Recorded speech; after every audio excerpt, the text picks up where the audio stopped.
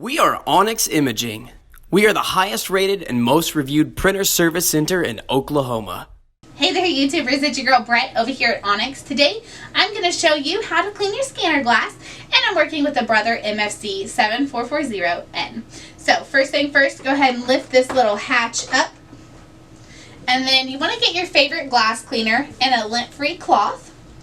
Put the glass cleaner on the cloth. You never want to put it directly on to the glass so you don't damage any parts or anything inside of there. Go ahead and clean the glass gently. Sometimes you will see ink marks, white out. If those are still on there after cleaning it one time, go ahead and clean it again.